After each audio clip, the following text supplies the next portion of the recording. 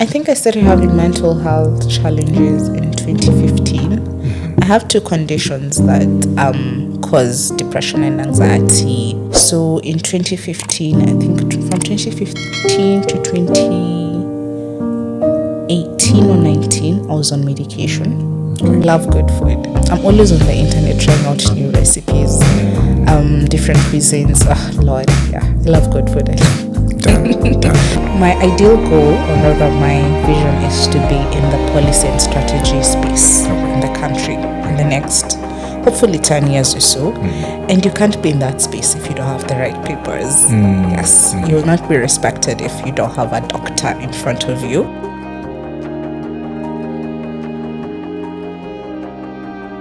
Hello, good people. Welcome to My Authentic Story, the podcast where we explore personal journeys of resilience, triumph, and self-discovery. In today's episode, we have a very special guest, and her name is Abigail. She's going to tell you more about herself, but she's a human rights and a gender specialist, especially working with the sexual rights and human rights. And she has worked internationally, locally, and is now back in Kenya, but is working remotely, thanks to the power of social media. Yeah, and we'll delve into her experience and in the field, and to gain some insights on how she navigates the job market, na kuaddress issues za LGBTQ mazee hapa Kenya. Uko itakuwa in the tail end, so if you're particularly interested in that, make sure you hold on to that. So mabibi na mabwana, help me welcome Abigael Basweti. Oh, thank you.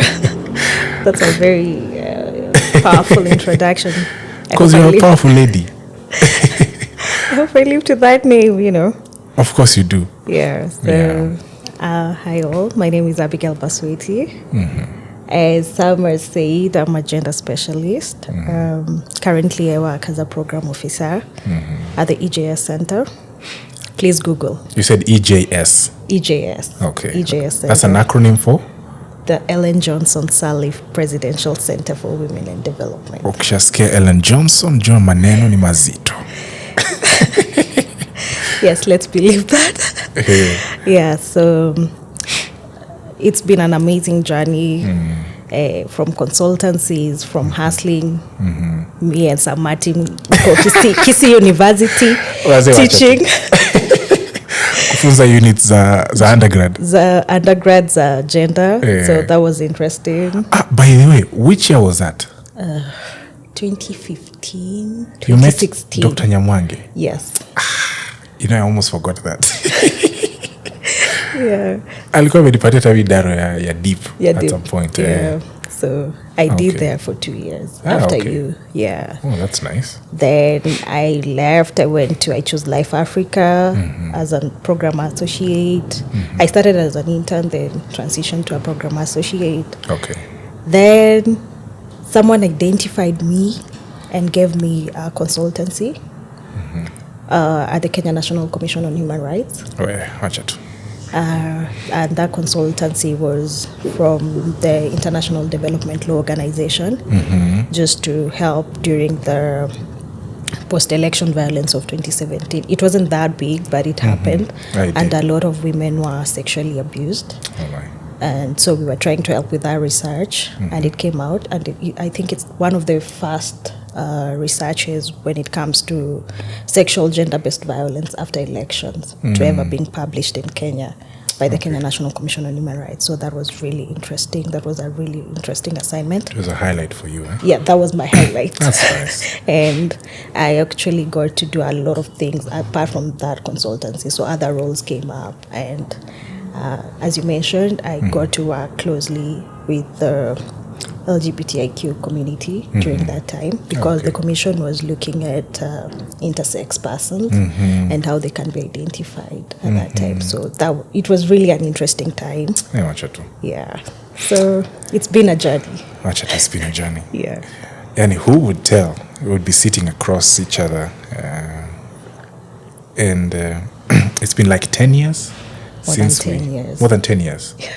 We met in campus. 2014. 2010. 2010, yeah. 2010. Yeah. 2010, and ulikuwa gender club. You're at the gender club? Yeah. Okay. Active.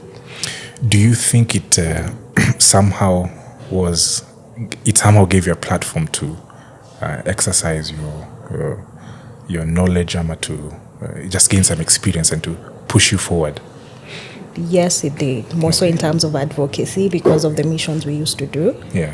I think that really inspired me to actually take gender seriously, because at first it was just, it was a new course. Mzazi amekuona nyumbani idling, then he's like, can you just choose a course? Na sasa ushafanya computer packages. Nakwambia umemaliza driving. So you're like... Secretly, what are kids doing, by the way? I don't know. Because, before hata inge kampo washajua kuendesha. Washajua computer. Yeah. They're having it soft. So you're idling. So I got to know about gender. So gender just came. Okay, let me just do it, And my brother was there's a new course in Ikaton, come and do. So I just did it because it came. Yeah. So it's a new course. So I just applied for it because it was a new course. Yeah.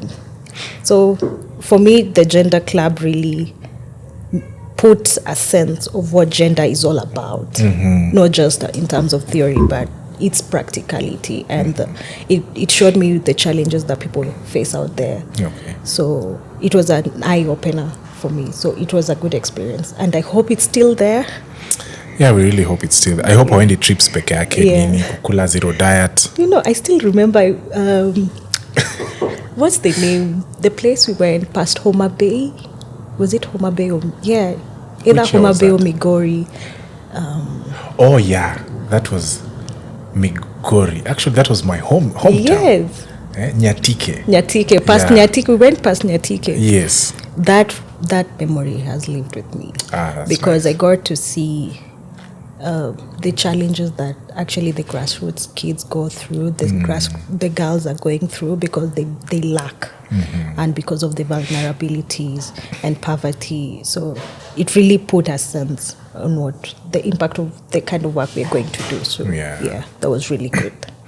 So how would you describe yourself? Are you a lawyer? Mtu akisikia mambo ya gender, people think, hey, we're talking to a lawyer here. You're a women's advocate. Let me put it professional. I mean, right, the way it is out there.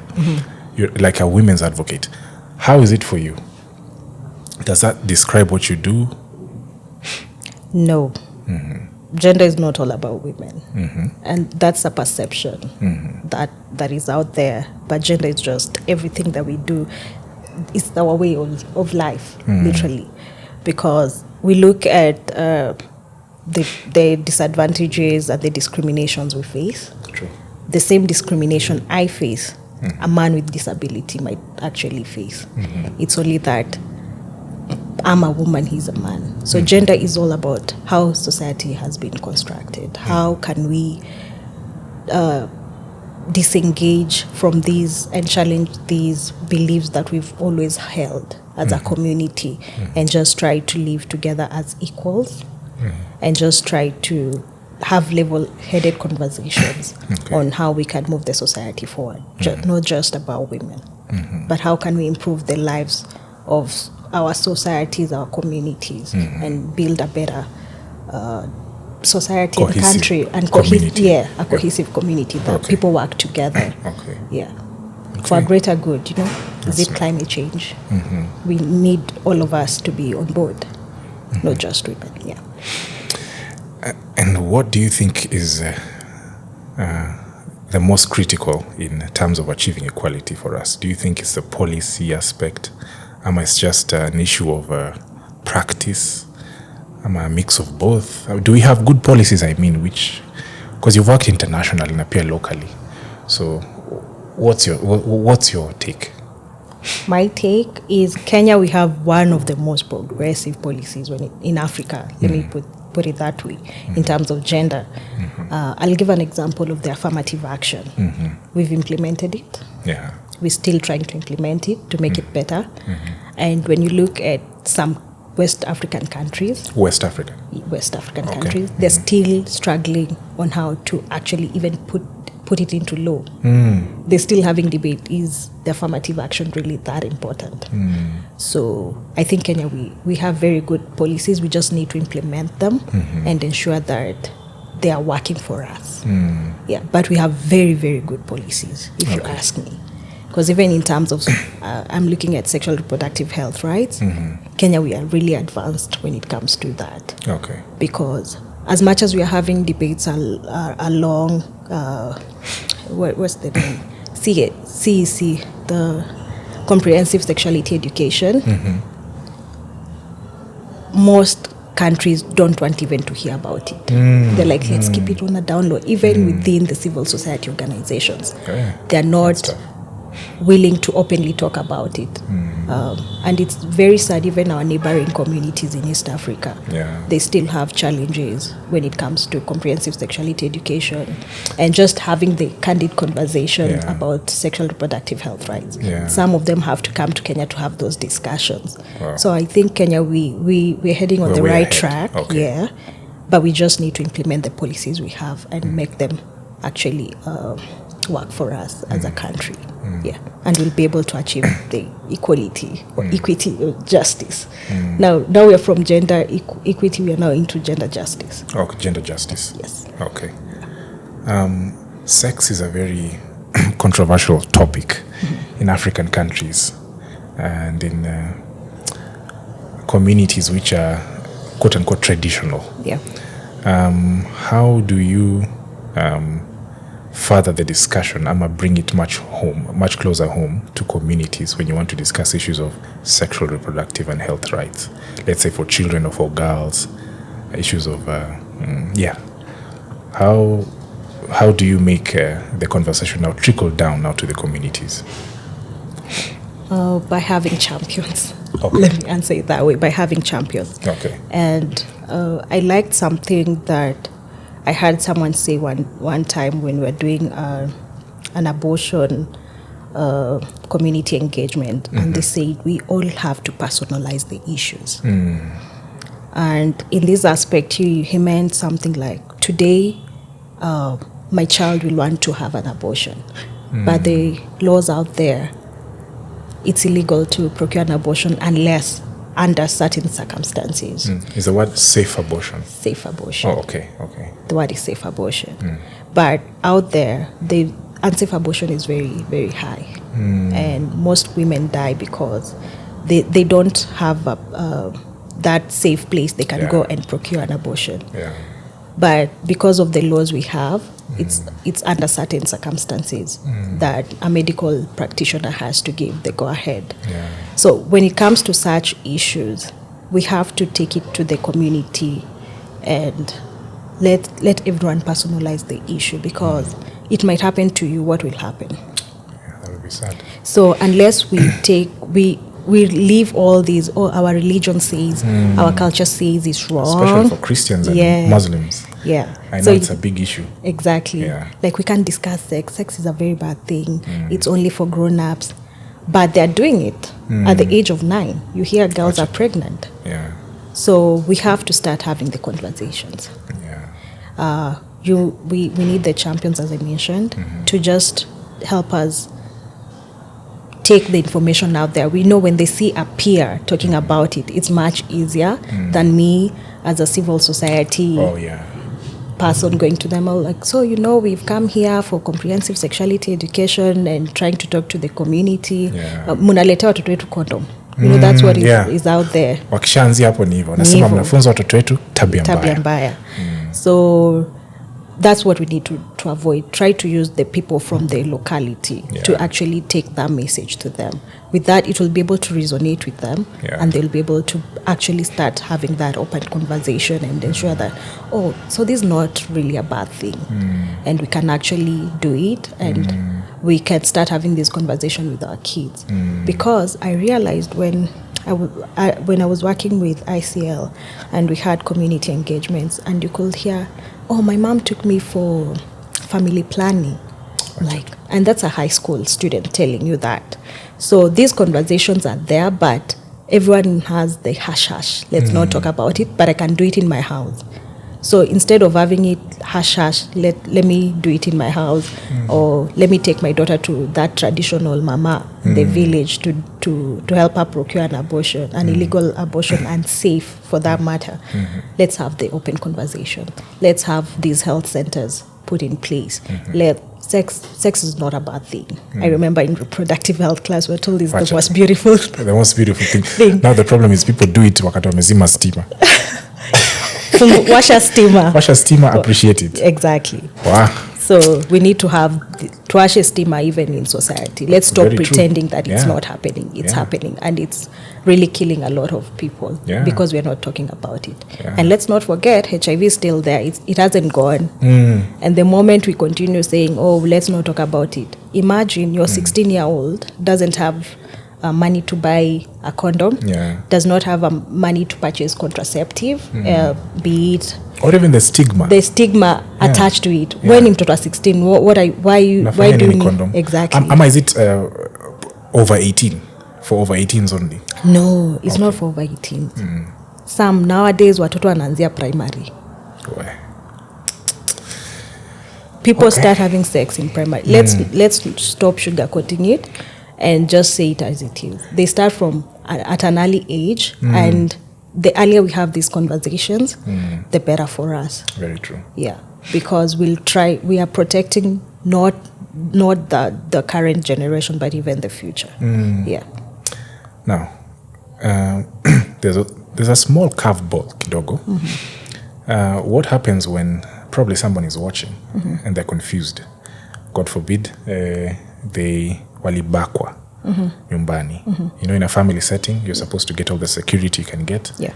But unfortunately, incest occurs. How does the law apply? And that's where we have issues and gaps within the law. Because the law will be like, is your health in danger?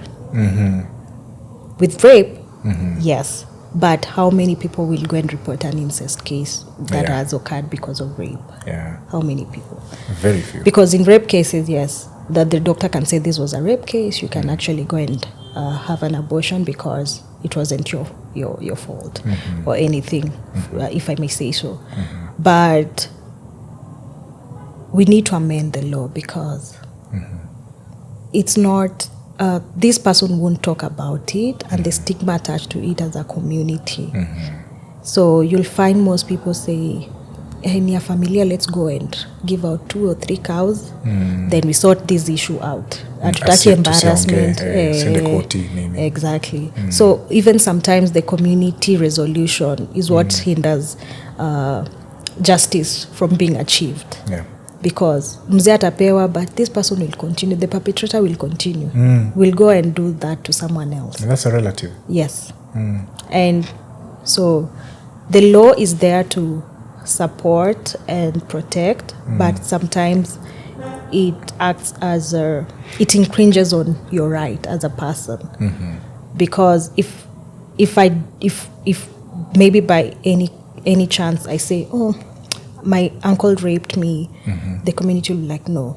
But me also as a person, I don't know if actually, we all know that it's illegal to have abortion in Kenya. That's the message out there. Line, yeah. But it's not illegal. Abortion is not illegal in Kenya. The thing is, the law has parameters on which you can procure abortion. But that information is not there. Not out there.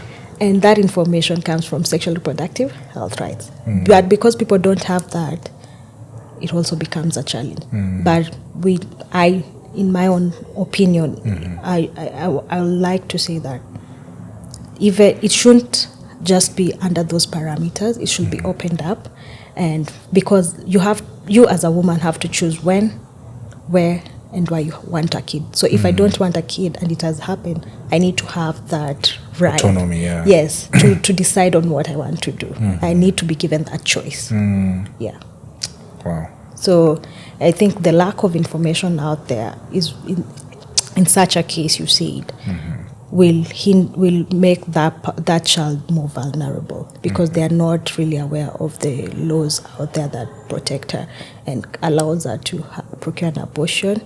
And even the perpetrators and the community don't really have information that can protect this particular kid. And I don't like community resolution, if I may say. I mean, I also experienced the same. There's a time I was doing an assignment for another church-based NGO, and you'd be surprised that cases where with female survivors would find quick legal address, but where the male survivors, it would be very difficult. Exactly. What's your take on the law and how it can help male survivors to get justice? I think the law is acting for all of us. It's only that when it comes to the male survivors, there's stigma attached. A lot of it. Yeah. Like, so so you'll start being gay. Yeah. You know, that thing starts coming out. Yeah. So you, like, how did it happen? Exactly. Ungepigana. Yeah. But the law is actually outright. It protects both genders, not just female survivors. So I think it's high time that men speak up. Hata kikugonga, ongea, like, it's your right. The law has to protect. And then I think the other thing that makes male survivors not report is intimidation from the police officers or the law enforcers. Yeah. We mwanamke alikuchapa aje. Unapigwaje na mwanaume? Na mwanamke.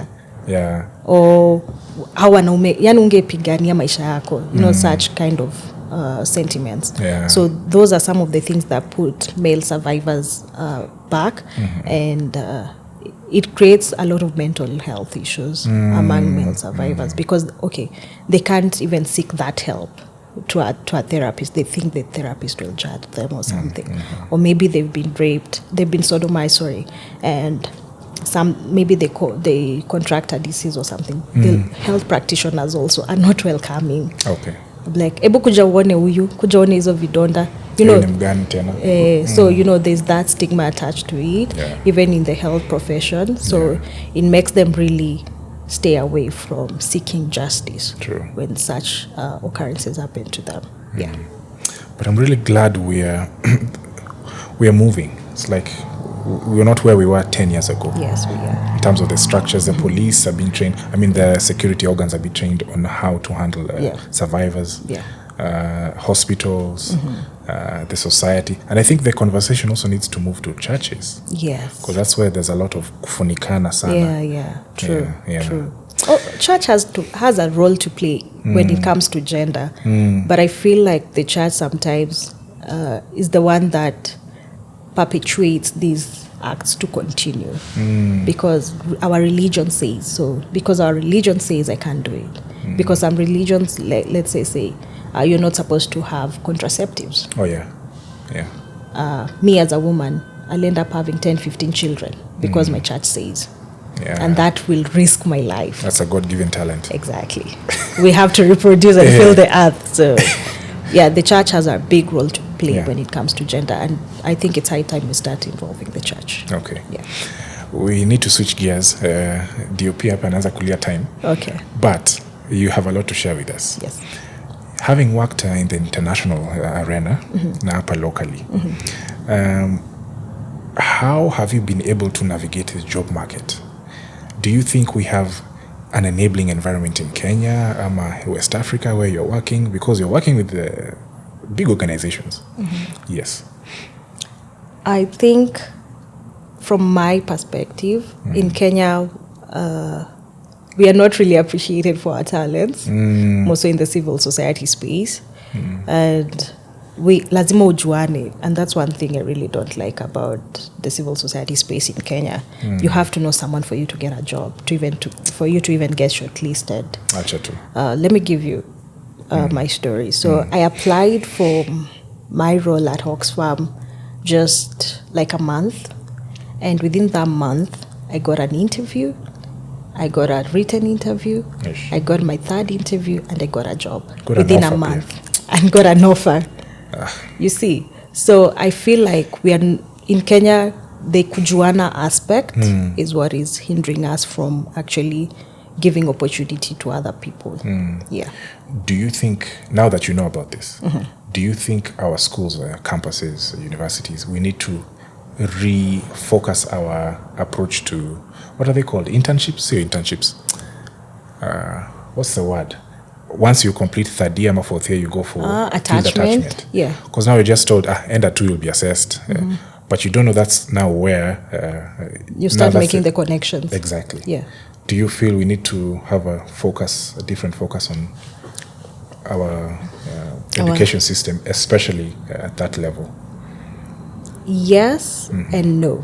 Okay. Yes, because we need the attachment, we need the internships, and I've seen what really works, and I think it's something we need to go back to is NYS. I don't know how we used to go. NYS. No, because I look at not the normal NYS that you're taught technical stuff, but NYS whereby the government links you to organizations. So, like, let me give an example of Ghana.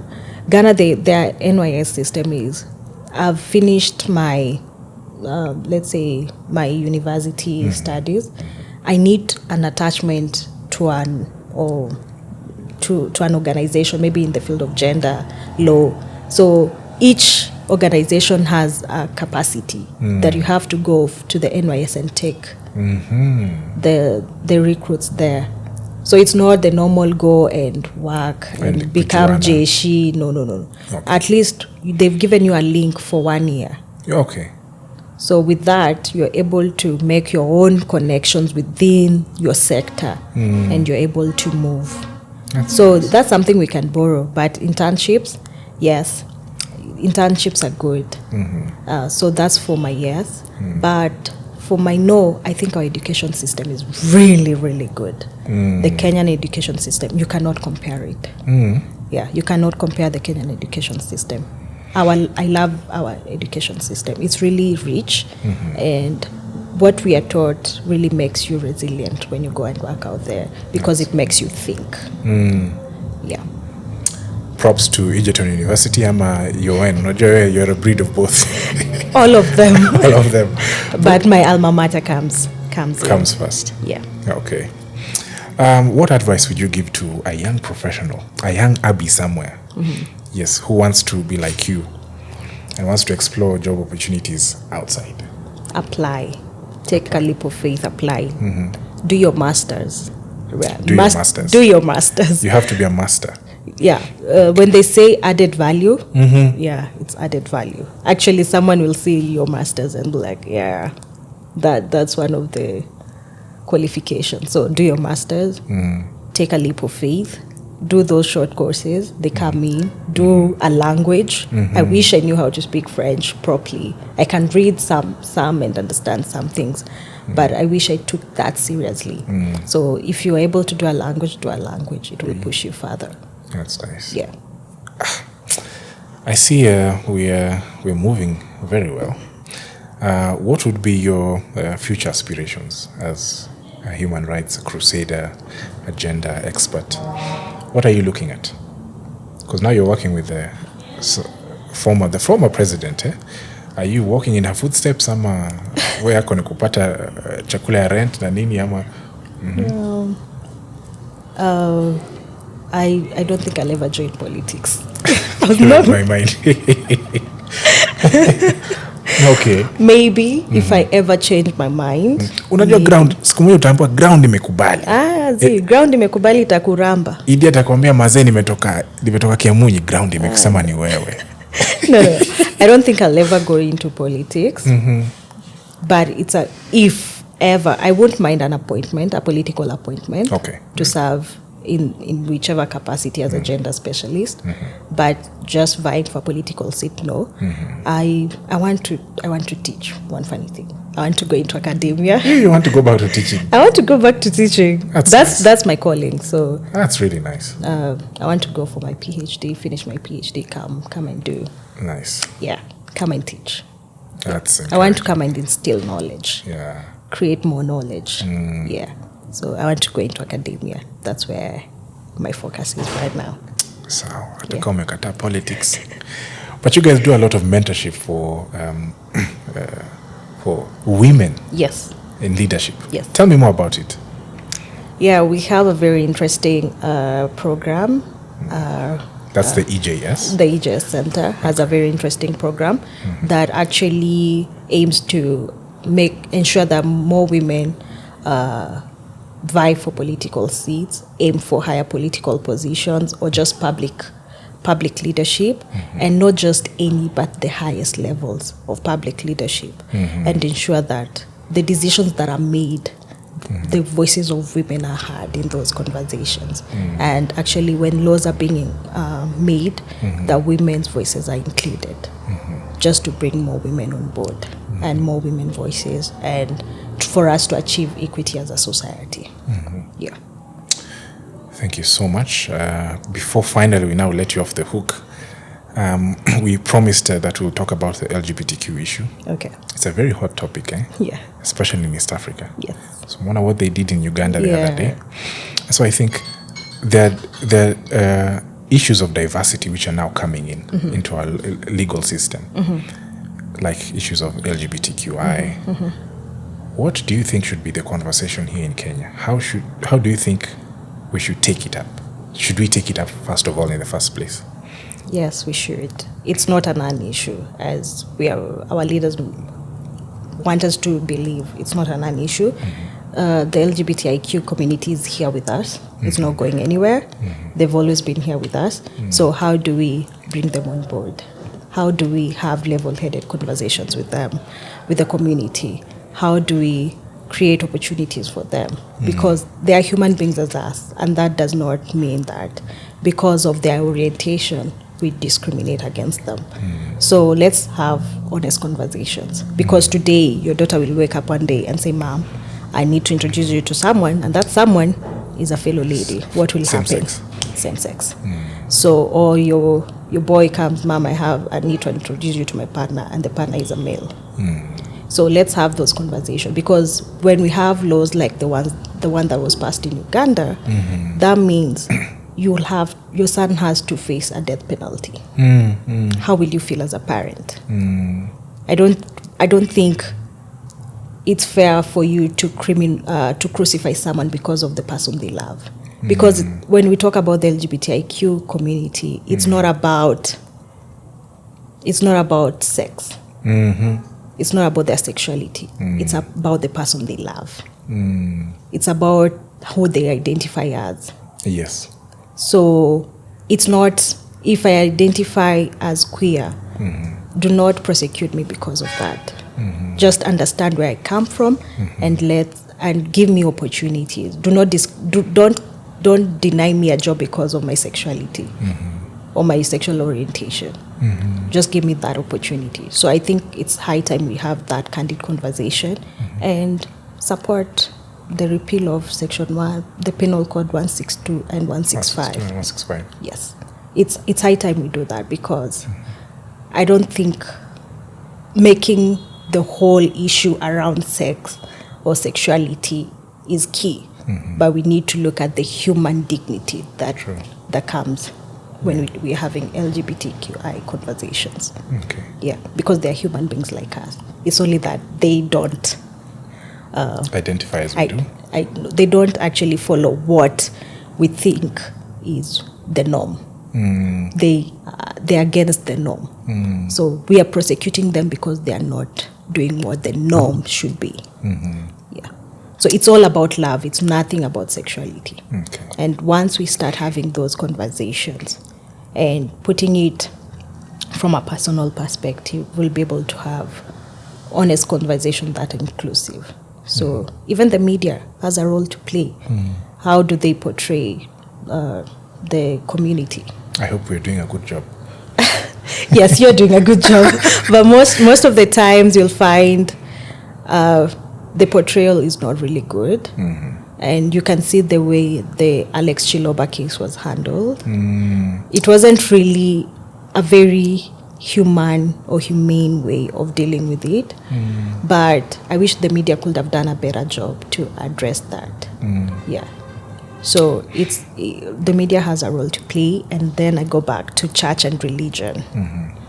Let's move it from church and religion, from religion and the culture perspective, and move it to more, it's here with us as a community, and how can we now deal with it and move forward and start having that conversation.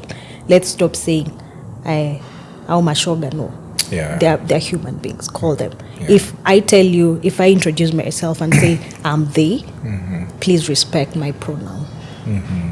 Do not just assume because I'm a woman, I'm a she. So respect my pronouns. That's how you start that conversation. What's your pronoun, Sam? Is it him or her? Him. You Guys, see? it's him. So what are your pronouns? So those are some of the things that we need to start the conversation.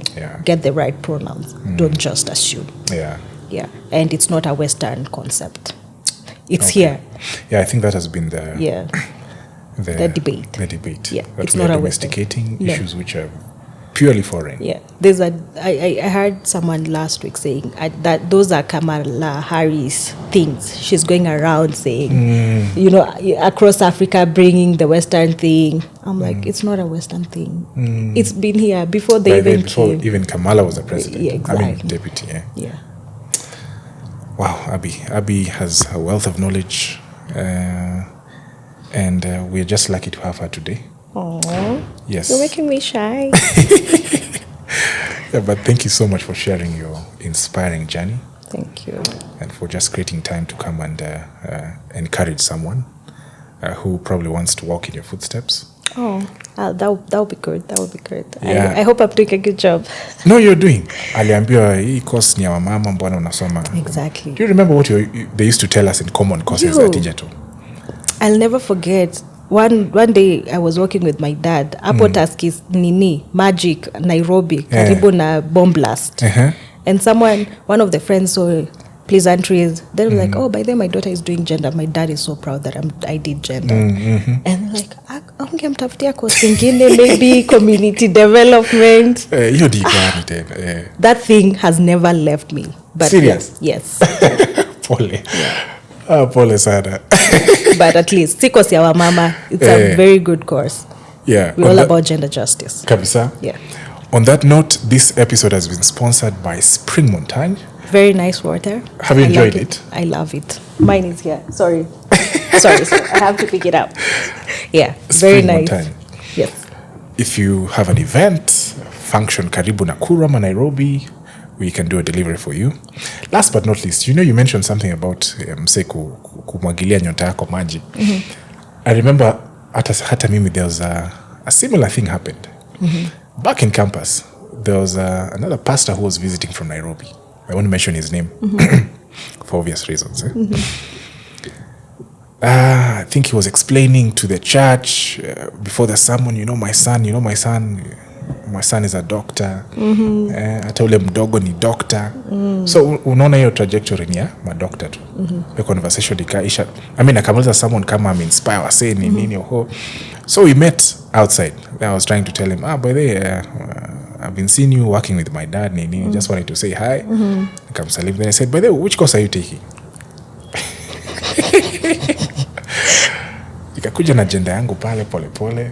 Very proud. Very proud. I told him I'm doing an undergrad in gender, women and development studies. He hesitated kidogo. Then he said, unajua kuna course zenye unaweza fanya zikusaidie. Area tu uliwaambia vizuri. Bila ambao kuna course zenye unaweza fanya zikusaidie. Hii nayo iko aje? When people normally dispute gender, I take them back to our trip to Uganda and Rwanda. We were in second year or third year. You were in third year, I was in second year. Yes. And that's like gender will take you places. Yo nilikuwa kampo. I hadn't left the country. But I got a chance to go to Rwanda and Uganda. And it actually inspired. It creates that, that fire in your belly, like, I Yeah. need to do more than this. I need to travel the world, and this course will actually take me places. True. So jenda ni mzuri, tulienda Uganda na Rwanda. It was a very good road trip. So kutoka course ya road trip. Yes. International. Tuseme ni international. Very true. International. Because course. there's a time people wanted to go, I think, out of the country, but money, budget issues came in. So Yeah. It's a good course. Yeah. So there, guys, you've had it. That's Abby coming all the way from Ghana. Yes. And Liberia. You're being too modest. Yes. Ghana and Liberia. Now she's in Kenya. Yeah. What if we want to approach you for an assignment? Where can we get your work?